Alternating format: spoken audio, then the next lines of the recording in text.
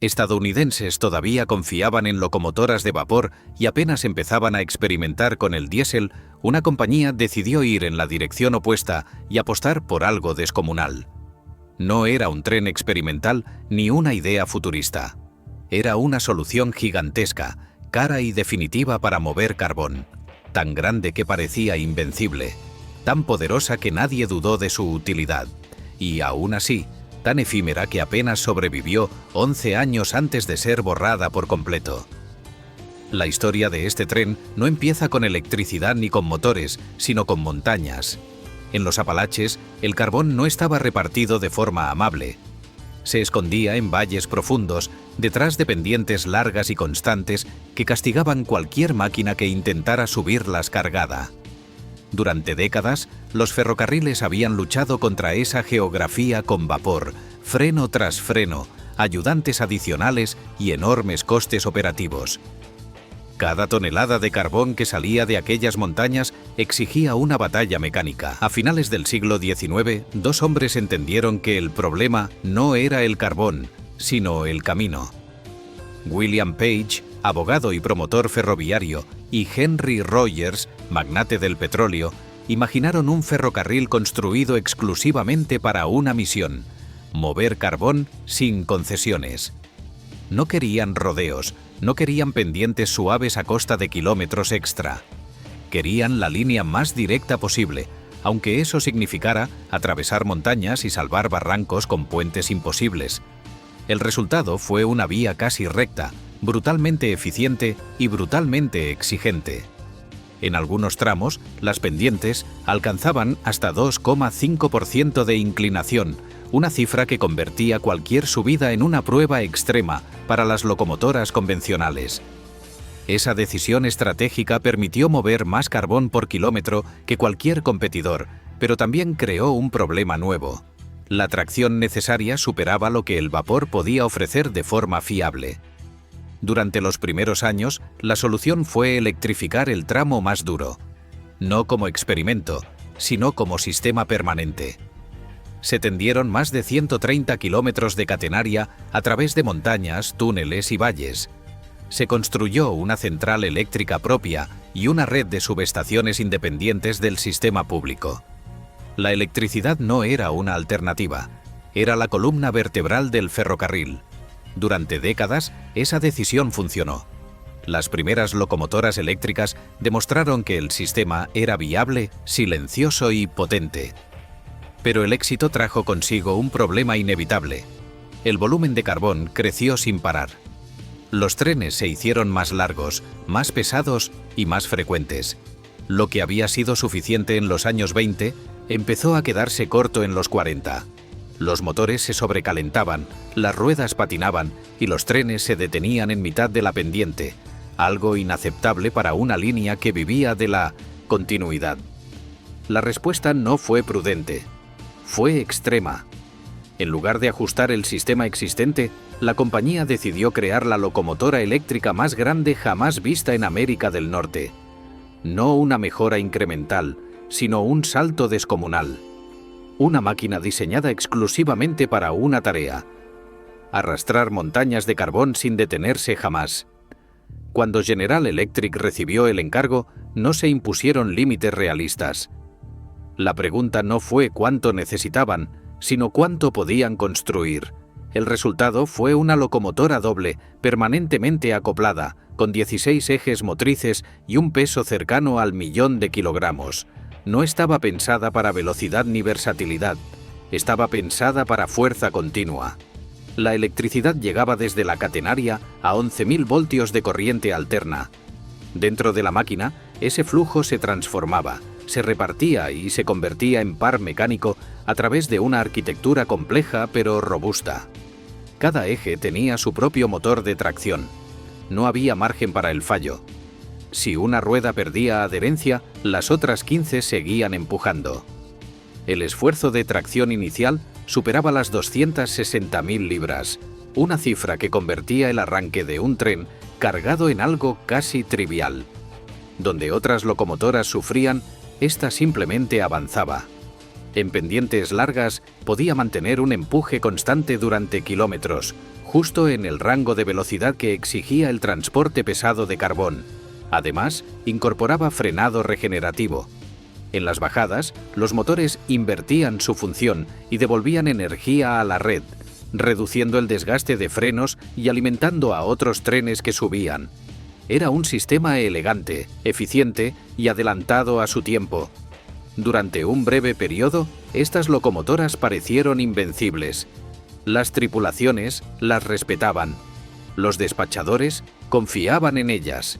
Los aficionados las veneraban. Eran largas, imponentes y silenciosas, más parecidas a una central eléctrica móvil que a un tren tradicional. Cuando pasaban por los valles, no rugían, vibraban. Sin embargo, todo ese poder estaba atado a una infraestructura rígida. Cada kilómetro de vía electrificada exigía mantenimiento constante. Cada subestación era un punto crítico. Cada componente era único. Y cada año, mantener aquel sistema costaba más dinero del que nadie había previsto al inicio. Lo que había nacido como la solución definitiva empezaba a convertirse en una carga invisible. Durante 11 años, estas locomotoras dominaron las montañas. 11 años de récords, fiabilidad y potencia sin rival. Y aún así, su final se acercaba silenciosamente, no por fallos técnicos ni por falta de rendimiento, sino por algo mucho más frío. Las cifras. Porque en el ferrocarril, incluso las máquinas más grandes pueden desaparecer si el balance deja de cuadrar. Durante los primeros años de servicio, el tren eléctrico de carbón confirmó todo lo que sus diseñadores habían prometido. Las pendientes que antes obligaban a dividir convoyes o a añadir locomotoras auxiliares dejaron de ser un problema operativo. Ahora un solo conjunto eléctrico podía hacerse cargo de trenes interminables sin mostrar signos de fatiga. El carbón fluía con una regularidad que nunca antes había sido posible, y esa regularidad se tradujo en contratos estables, horarios previsibles y una sensación de dominio absoluto sobre la geografía. Las tripulaciones hablaban de aquellas máquinas con una mezcla de respeto y alivio. No había explosiones de vapor ni golpes de pistón. El arranque era progresivo, casi silencioso, y la aceleración constante, como si una fuerza invisible empujara desde dentro de la montaña. En las cabinas el ambiente era más limpio y controlado que en cualquier locomotora de vapor. No había hollín flotando ni calor insoportable.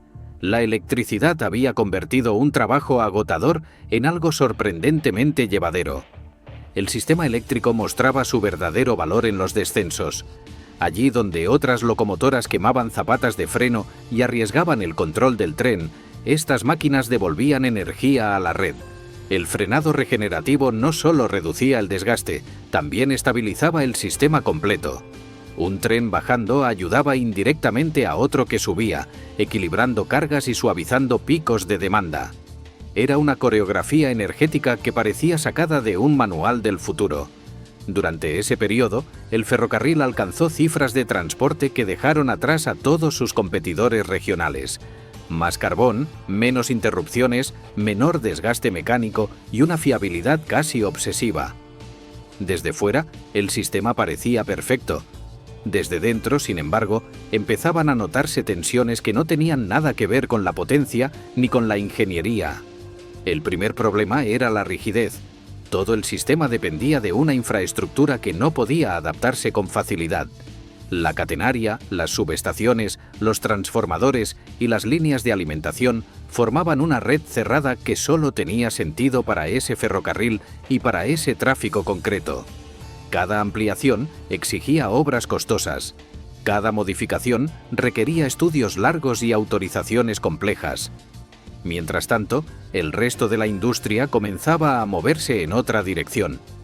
A finales de la década de 1940, el diésel dejó de ser una promesa y empezó a convertirse en una amenaza real. Las nuevas locomotoras diésel eléctricas ofrecían algo que el sistema eléctrico fijo no podía igualar: flexibilidad. Podían circular por cualquier línea sin necesidad de cables, subestaciones ni centrales propias. Podían reasignarse según la demanda y, sobre todo, podían comprarse y ponerse en servicio sin transformar medio territorio.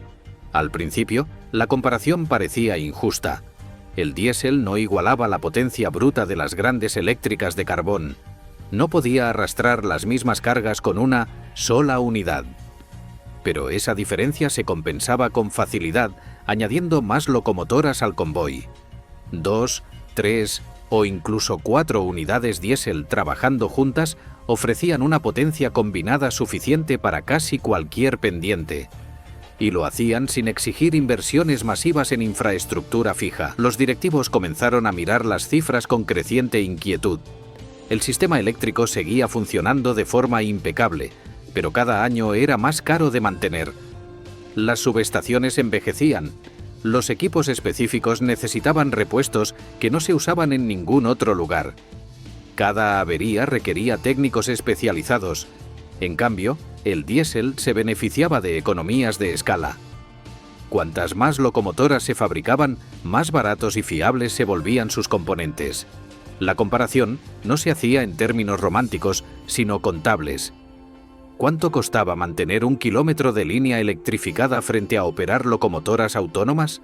¿Cuánto costaba formar a personal especializado frente a entrenar maquinistas estándar? ¿Cuánto riesgo implicaba depender de una infraestructura rígida frente a una flota móvil?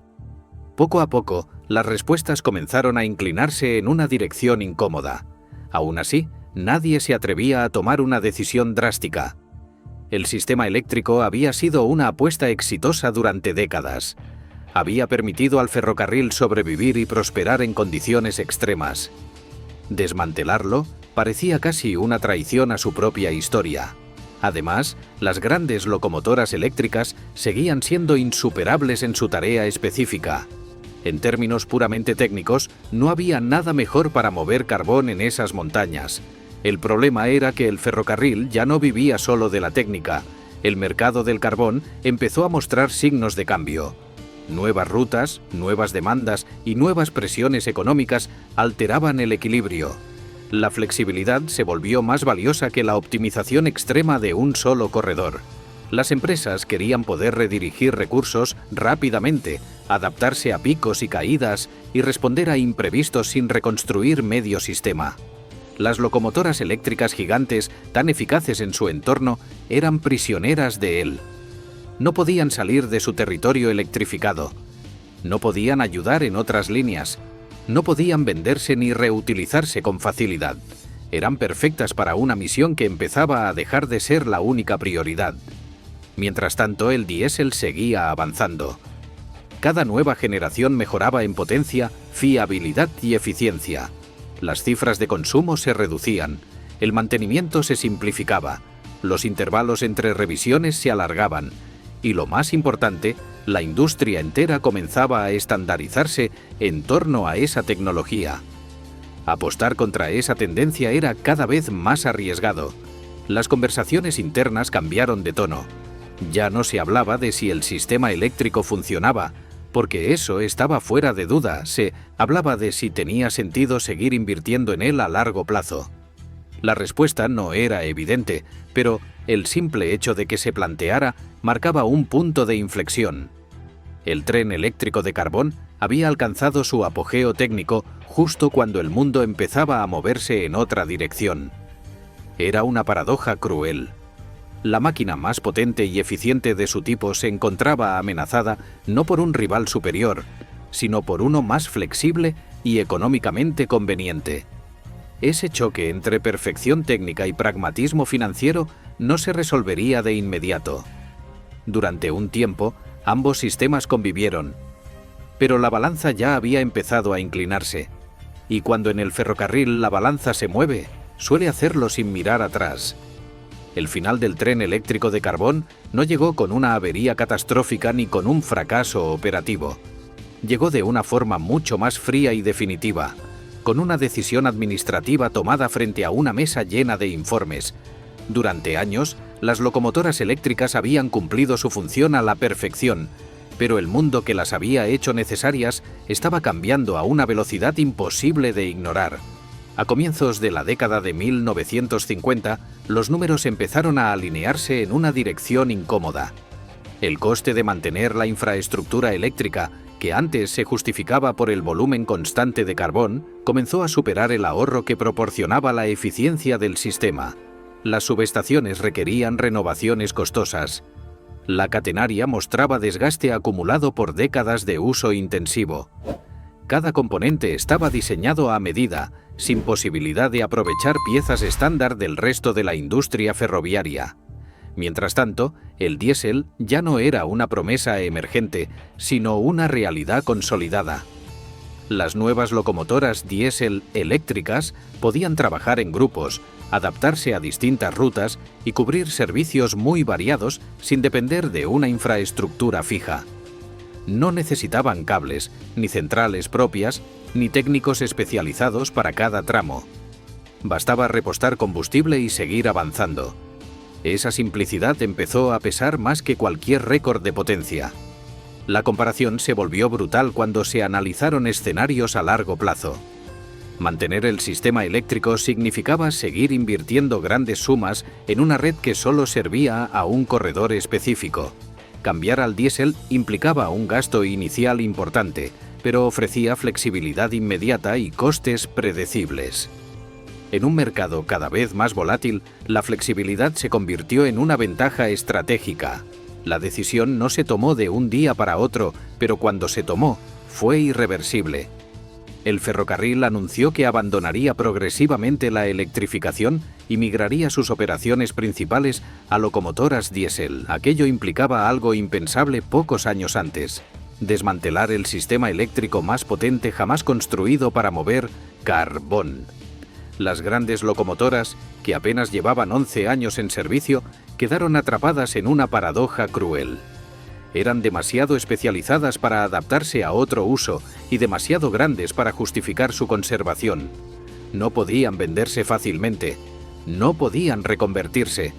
Habían sido diseñadas para una tarea tan específica que, una vez desaparecida esa necesidad, se quedaron sin lugar en el mundo ferroviario. El proceso de retirada fue metódico y silencioso. Primero se redujeron los servicios eléctricos, luego se apagaron subestaciones enteras. Los cables empezaron a desaparecer tramo a tramo. La catenaria que había llevado energía a las montañas durante décadas fue desmontada y vendida como chatarra. Cada kilómetro retirado confirmaba que no había marcha atrás. Las locomotoras gigantes esperaron su turno en apartaderos inmóviles conectadas a nada. Para muchos trabajadores fue una escena difícil de aceptar. Aquellas máquinas habían sido símbolo de orgullo técnico y dominio absoluto del terreno. Habían permitido mover carbón en condiciones que parecían imposibles. Verlas inactivas, aún en perfecto estado, resultaba casi ofensivo para quienes habían confiado en ellas durante años. Finalmente llegó el desmantelamiento. No hubo ceremonias ni homenajes. El acero fue cortado, los motores desmontados y los componentes repartidos o reciclados. En apenas unos meses desapareció casi todo rastro físico del sistema. Una de las infraestructuras eléctricas ferroviarias más impresionantes jamás construidas fue borrada como si nunca hubiera existido. Desde un punto de vista técnico, la decisión tenía sentido. Desde un punto de vista histórico, fue brutal. El tren eléctrico de carbón no había fallado. No había quedado obsoleto por falta de rendimiento. Había sido superado por una lógica distinta, una en la que la eficiencia absoluta importaba menos que la adaptabilidad. Esa es la razón por la que su vida fue tan corta. 11 años no porque fuera malo, sino porque era demasiado perfecto para un mundo que ya no quería sistemas rígidos. En el ferrocarril de mediados del siglo XX, la victoria no pertenecía a la máquina más poderosa, sino a la más versátil. Hoy, cuando se recuerda este episodio, resulta difícil no sentir cierta ironía. Se construyó el tren eléctrico de carbón más grande de la historia para resolver un problema específico, y lo hizo de forma impecable. Pero al hacerlo, se ató por completo a una infraestructura y a un modelo de negocio que no sobrevivieron al cambio de época. El legado de estas locomotoras no está en su duración, sino en lo que demostraron. Mostraron que la electrificación pesada era viable, fiable y extraordinariamente eficaz para el transporte de cargas extremas. Mostraron que el frenado regenerativo y la tracción distribuida podían transformar la operación ferroviaria décadas antes de que se popularizaran en otros contextos. Y mostraron que incluso las mejores soluciones pueden desaparecer si el entorno cambia lo suficiente. El ferrocarril siguió avanzando, impulsado ahora por diésel y más tarde por nuevas formas de electrificación y automatización. Pero durante un breve periodo, 11 años exactos, el carbón fue movido por una fuerza silenciosa y colosal que parecía imposible de derrotar. No cayó por falta de potencia, no cayó por errores de diseño, cayó porque el mundo decidió que ya no necesitaba algo tan grande, tan fijo y tan definitivo. Y así, el tren eléctrico de carbón más grande jamás construido se convirtió en una nota a pie de página de la historia industrial, recordándonos que incluso los gigantes pueden desaparecer cuando el progreso cambia de dirección.